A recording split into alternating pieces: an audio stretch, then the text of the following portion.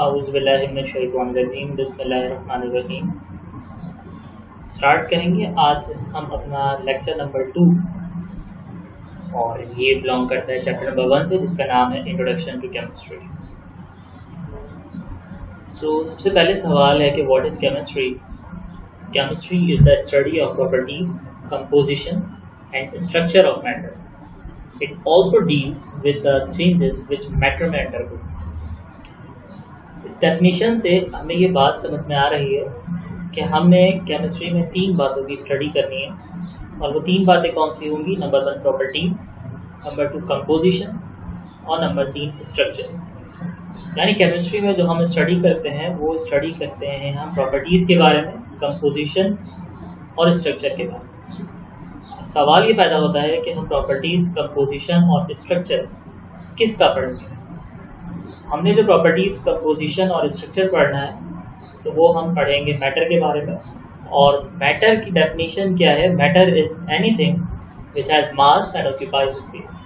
यानी आसान से अल्फाज में हर वो चीज़ जो वज़न रखे और जगह घेरे, हम उसे क्या कहते हैं, मैटर कहते हैं।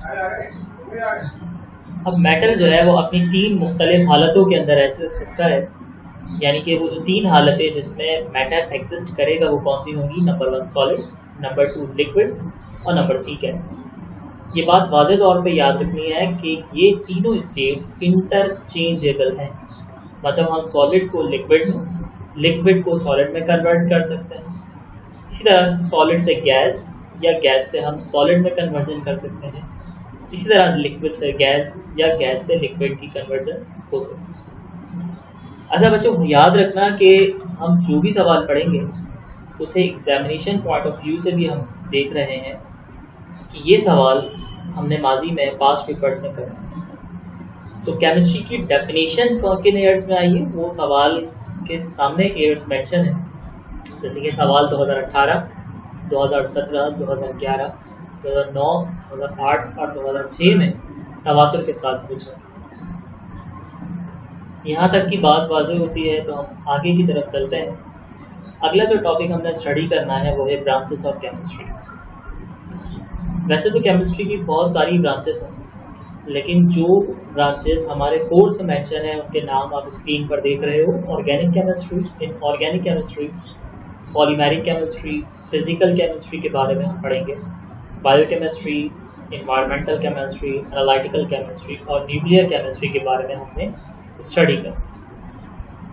तो मुख्तसर इन तमाम ब्रांचेस की डेफिनेशंस को ज़रा हम फोकस करते हैं। तो सबसे पहली ब्रांच हम पढ़ने जा रहे हैं वो है ऑर्गेनिक केमिस्ट्री। तो ऑर्गेनिक केमिस्ट्री कहते किसे हैं।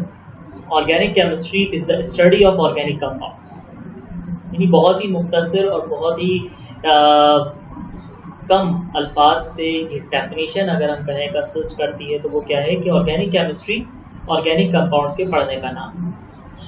अब यकीनन तुम्हारे ज़हन में सवाल आएगा कि ऑर्गेनिक कंपाउंड्स किसे कहते हैं। तो what are the organic compounds. तो remember, compounds that contains carbon, hydrogen, oxygen, nitrogen, phosphorus and sulphur. यानी वो कंपाउंड्स जिनके अंदर carbon, hydrogen, oxygen, nitrogen, sulphur और फॉस्फोरस पाया जाए वो कंपाउंड ऑर्गेनिक कंपाउंड्स कहलाते हैं। यहाँ पे मैं तुम्हें एक और बात बता दूँ कि ऑर्गेनिक कंपाउंड मेजरली जिस एलिमेंट पे कंसिस्ट करते हैं वो कार्बन है। एक और डेफिनेशन अपनी नोटबुक में नोट कर लो कि the ability of an atom to form the longest chain, repeating, the ability of an atom to form the longest chain is called catenation. और ये प्रॉपर्टी पूरे पीरियोडिक टेबल में सिर्फ और सिर्फ कार्बन के। एक छोटी सी जनरल इंफॉर्मेशन तुम्हारे साथ शेयर कर रहा हूँ कि all living organisms contains organic compound. जितने भी जानदार, चाहे वो प्लांट्स हो, चाहे वो एनिमल्स हो, चाहे वो बैक्टीरिया हो, चाहे वो फंजाई, एल्गी हो, कोई भी माइक्रो ऑर्गेनिज्म, कोई भी प्लांट, कोई भी एनिमल, इन तमाम की बॉडी में ऑर्गेनिक कंपाउंड पाया जाए। अब ये ऑर्गेनिक कंपाउंड किस सूरत में पाया जाएगा। तो ये ऑर्गेनिक कंपाउंड उनकी बॉडी में कार्बोहाइड्रेट्स की फॉर्म में मौजूद होता है, उनकी बॉडी में प्रोटीन्स की फॉर्म में मौजूद है, उनकी बॉडी में फैट्स या लिपिड्स की सूरत में ये ऑर्गेनिक कंपाउंड्स मौजूद होते हैं।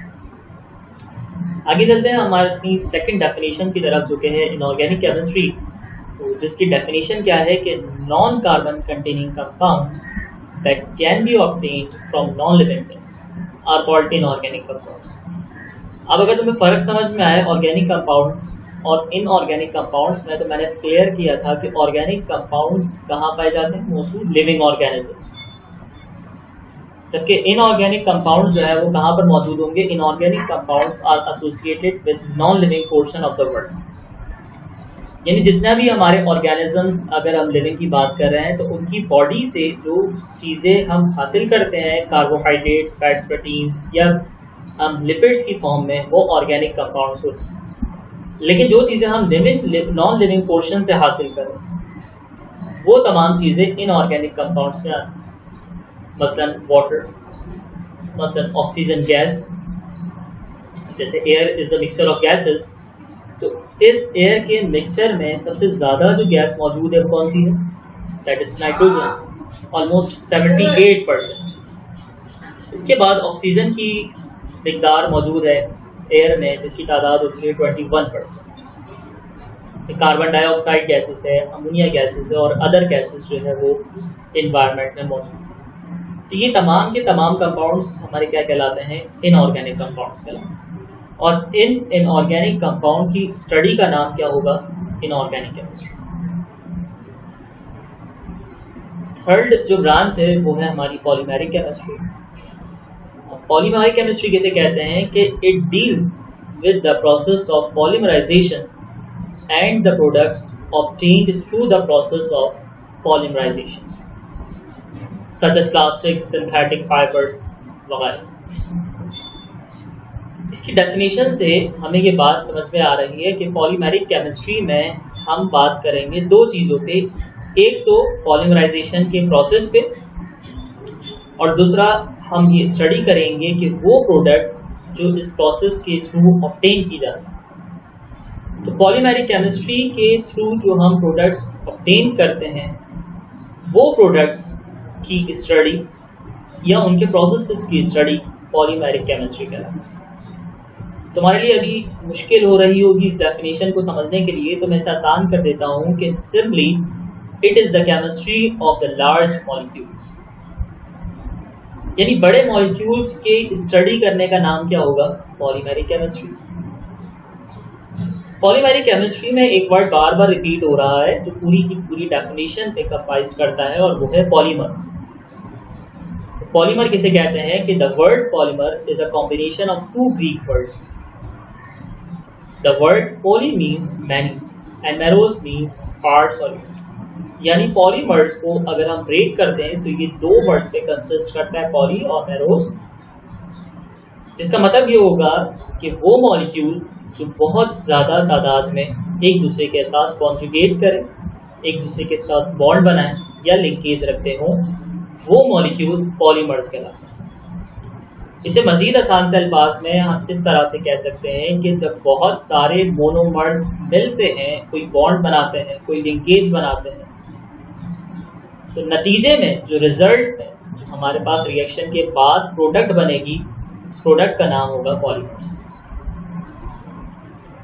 फॉर्मेशन किस तरह से होती है पॉलीमर्स की? A polymer is a large molecule which is formed by the repeating linkage of small molecules called monomers। मैंने अभी बताया कि पॉलीमर क्या है, एक बड़ा मॉलिक्यूल है जो किस तरह से बनता है, जब बहुत सारे छोटे छोटे मोनोमर्स, बहुत सारे मॉलिक्यूल्स आपस में बॉन्ड बनाते हैं या लिंकेज बनाते हैं, तो इसके रिजल्ट में पॉलीमर जो है वो प्रोड्यूस। इसी डेफिनेशन को मैं एनिमेशन के थ्रू तुम्हें दिखा सकता हूँ कि पॉलीमर्स की जो फॉर्मेशन है वो कैसे होगी।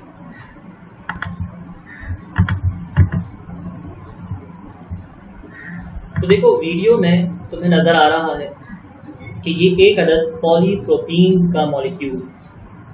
इस वर्ड को पहले समझ लेते हैं। पॉली का मतलब क्या है? बहुत सारे मॉलिक्यूल्स। अब हमें कैसे पता चलेगा कि कोई मॉलिक्यूल है जिसकी जो बॉन्डिंग है वो अनलिमिटेड है? तो उसको मालूम करने के लिए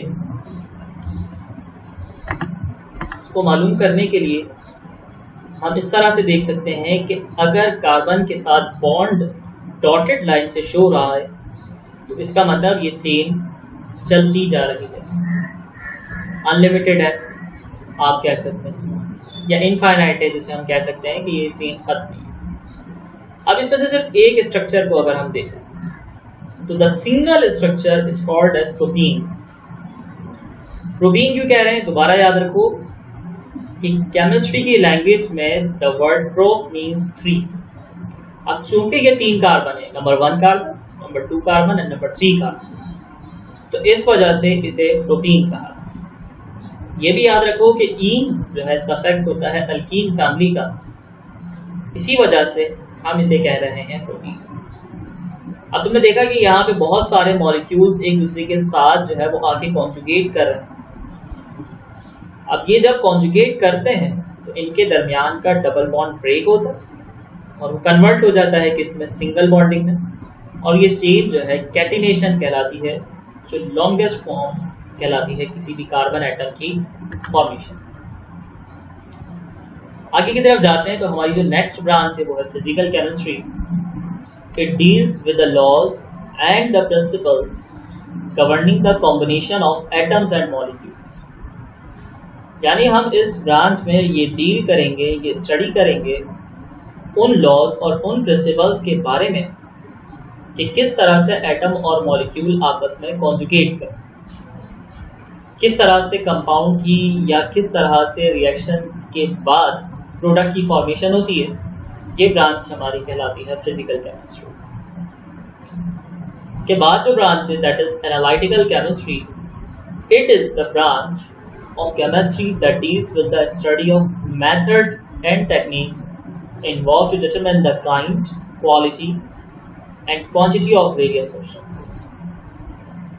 अब इस ब्रांच के बारे में देखो कि हमें इस ब्रांच में स्टडी किस चीज़ के बारे में पढ़ना है, 2 बातों के बारे में। एक हम स्टडी करेंगे मेथड्स के बारे में, दूसरा हम उन टेक्निक्स के बारे में स्टडी करेंगे कि किस तरीके से, किस टेक्निक्स के, किस मेथड्स के जरिए हम किसी भी कंपाउंड की काइंड, की क्वालिटी और क्वांटिटी बनाते हैं। देखो तुम अपनी ज़िंदगी के अंदर मुख्तलिफ प्रोडक्ट्स का इस्तेमाल करते हो। मैं एक छोटी सी जनरल एग्जांपल देता हूँ, मिल्क, दूध। अगर आप कोई दूध या जूस टेट्रा पैक इस्तेमाल करते हो तो उस टेट्रा पैक बॉक्स में तुम्हें कुछ डेट्स लिखी हुई मिलती है। उस पर लिखा हुआ होता है MFG डेट, मतलब मैन्युफैक्चरिंग डेट, कि वो डेट जिस तारीख को ये प्रोडक्ट हमने लैब में सिंथेसाइज की, बनाई। सिंथेसाइज का मतलब ये होगा हर वो चीज़ जो हम बजाते खुद टेक्निक्स और मेथड्स के जरिए बना रहे हैं उसे सिंथेसाइजेशन कहते हैं, सिंथेसिस कहते हैं।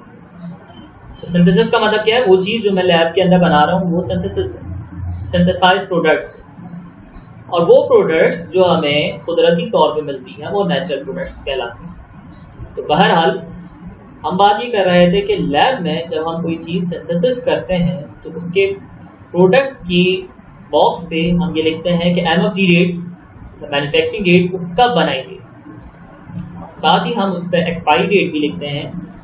तो ये मेथड, ये टेक्निक जिसके ज़रिए हम ये बताते हैं कि कोई प्रोडक्ट कब एक्सपायर्ड हो रही है, ये स्टडी एनालिटिकल केमिस्ट्री में शामिल है। बायोकेमिस्ट्री क्या है? It deals with the study of living organisms and the process of metabolical activities. यानी लिविंग ऑर्गेनिजम्स के बारे में स्टडी करना और उन प्रोसेसेस के बारे में स्टडी करना जो उनकी बॉडी में मेटाबॉलिज्म कॉज करे। याद रखो मेटाबॉलिज्म का जो वर्ड है ये 2 मजीद वर्ड्स पे कंपोज करता है। ये इसकी 2 ब्रांचेस हैं। वो 2 ब्रांचेस क्या होती हैं? Metabolism composed of 2 types of reactions. The one is called catabolism and the second one is called anabolism. मतलब क्या हुआ कि आपकी बॉडी में मुसलसल कोई ना कोई चीज ब्रेक डाउन हो रही है, ब्रेक हो रही है, जिसे हम कह रहे हैं कि वो कैटाबॉलिज्म का रिएक्शन। और मुसलसल कोई ना कोई नई प्रोडक्ट बन रही है, और उस प्रोडक्ट के बनने को हम ये कह रहे हैं कि ये एनाबॉलिज्म रिएक्शन है। तो दोनों रिएक्शंस को, कैटाबॉलिज्म और एनाबॉलिज्म, दोनों रिएक्शंस को मिलाने के बाद जो टर्म कहलाती है वो कहलाती है मेटाबॉलिज्म। इसे मैं और आसान से अल्फाज में बताता हूँ कि मिसाल के तौर पे आप कोई भी चीज़ जो है वो खा रहे हो।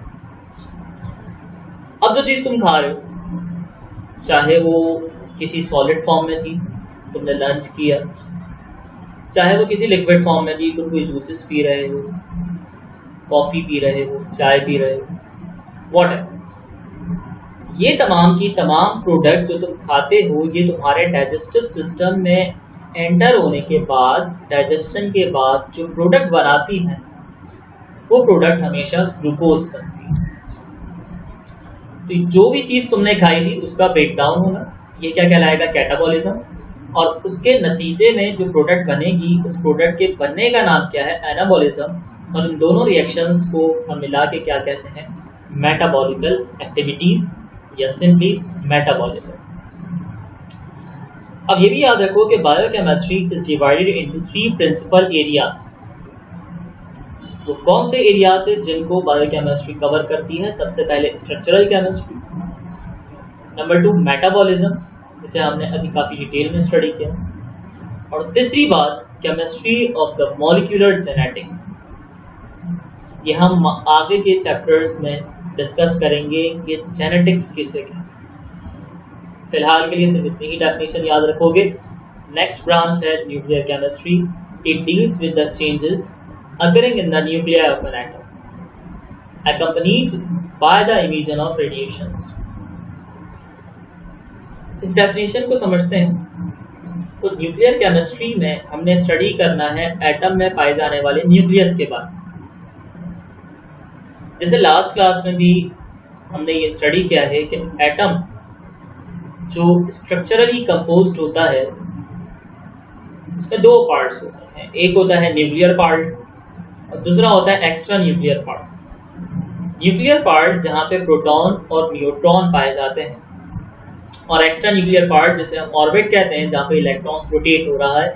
फिलहाल हम ये बात कर रहे हैं कि एटम के न्यूक्लियस के अंदर जो चेंजेस हो रही हैं, उस बारे में स्टडी करने को न्यूक्लियर केमिस्ट्री कहा है। नेक्स्ट ब्रांच है हमारी environmental chemistry. It tells about the environmental composition and the protection from the environment. It's called environmental chemistry. यानी आप इस बात को समझो कि environmental chemistry में हमने क्या करना है? हम ये पढ़ेंगे कि environment की composition क्या है, हमारे environment में क्या क्या चीज़ें मौजूद हैं जो exist करती हैं, उस environment के बारे में पढ़ने के बारे में हम इसे कहते हैं कि ये स्टडी एनवायरमेंटल केमिस्ट्री का है।